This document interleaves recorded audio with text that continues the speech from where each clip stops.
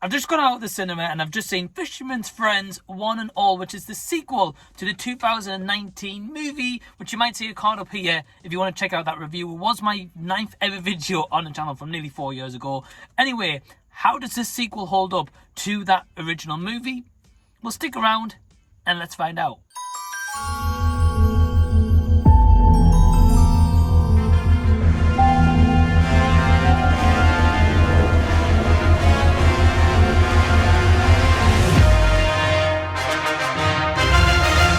Hey everyone, what's going on? Welcome to the channel. My name is Mike. My channel's called Did You See That? And this movie follows on from the 2019 movie, which I didn't even think they were going to make a sequel to this movie slash franchise, but is based of course on the real band The Fisherman's Friends, or Paul Isaac's Fisherman's Friends. Anyway, this movie is first time directed by Meg Leonard and Nick Moorcroft, who did help to produce the previous movie, but this time they are taking over the helm of directing.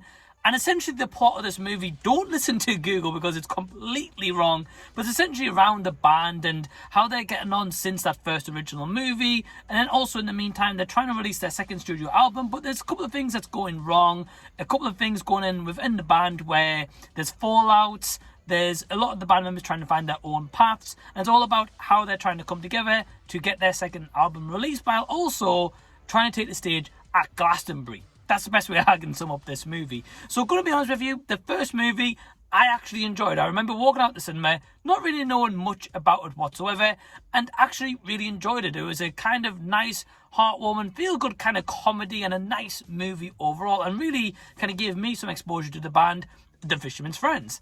This movie, however, there's elements that I enjoyed to it, but I think there's some choices in here that didn't really warrant a sequel to the first movie. So with that in mind, let me just get straight to my positives. Firstly, we've got Imelda May, who makes her acting debut in this movie, who plays a character called Aubrey, who serves as a love interest as such to James Purefoy's character, Jim, who is returning once again in this movie. And I will say that I was really invested in their love interest, and I really feel that Imelda May did a great job, especially in her first ever acting performance. Yeah, I really enjoyed her performance, but the big standout here is, of course, James Purefoy, who plays Jim.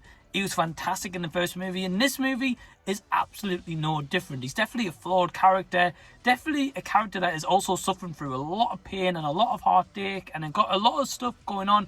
And this movie kind of centers all around him and kind of like his journey after the events of the first movie, and I quite like that element of it and that kind of exploration into more of a character piece for him, and I was all for it because I think James Purefoy is a fantastic actor and kind of underrated, being quite honest with you. We've also got the return of Maggie Steed in here, and some of the cast also returned from the first movie.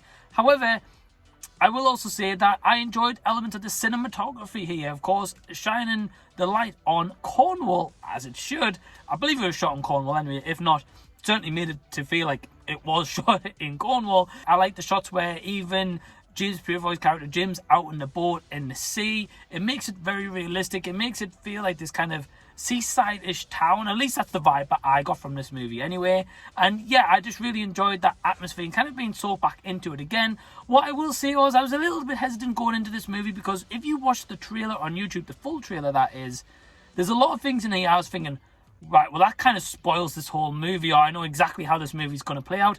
And there's times in that trailer where that is definitely the case. I can say that there is some elements of surprises in here that I didn't expect.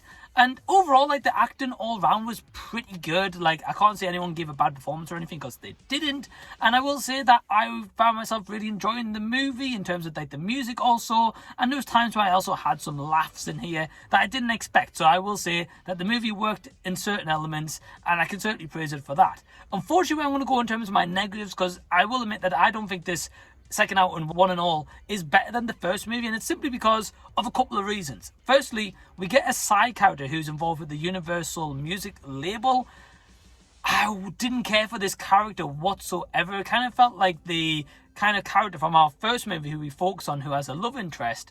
Obviously, take away the love interest, but he's kind of like that goofy kind of comedy relief at times, and I really didn't feel like his parts added anything to this movie. And I think if we chopped out that character and focused more on Leah, that would have worked far superior in my opinion.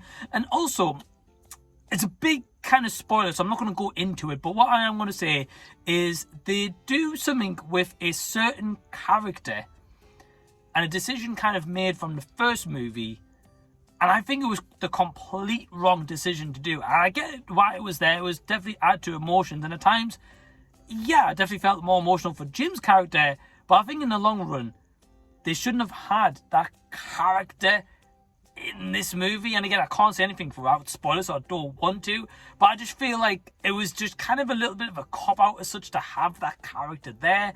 And after reading about this movie, I found out online that there is a little bit stretched to the imagination with this story, but actually the true tragic tale of the Fisherman's Friends wasn't explored in this movie and how the events actually played out. And I think it would have worked far superior if they did acknowledge that to a degree. I completely get, there was a couple of deaths, a couple of freak accidents and stuff like that happening with the real band. I'm not saying that you have to show that per se, but I feel like maybe adding a couple of those elements in here would have added a bit more to the levity of the emotional weight of the movie overall. Because, being honest with you, there's also an element where there's a new character in here, Morgan, and Jim and Morgan kind of have arguments and he doesn't approve of them at first, etc.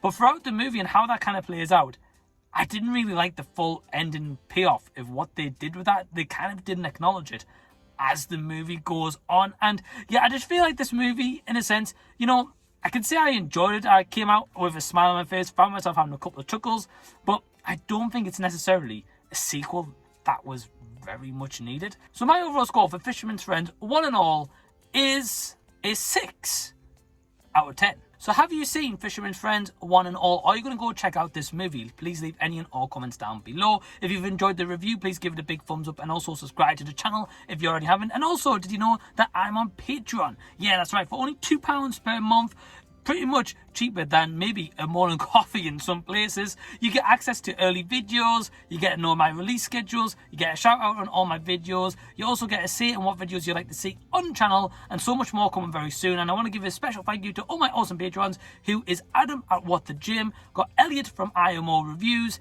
AJ Ford at his channel AJ Ford, got Josh from Classic Reviews, we've got Jason from Jason the Old Millennial, D Movie Man from his channel D Movie Man, Tyler Babb and his channel Tyler Babb in the Rendered Image, and we've also got Michael O'Brien. So all those guys, except Michael O'Brien as far as I'm aware, have YouTube channels with the channel names I've mentioned, and that will be in the description box below. So please go subscribe to them. All awesome channels, and I support them very, very much, and I would love if you guys could as well. So if you want to join my Patreon, it's only £2 a month. Link is in the description box below. But thank you for tuning into this video, and until the next time that I see you, I'll be seeing you later.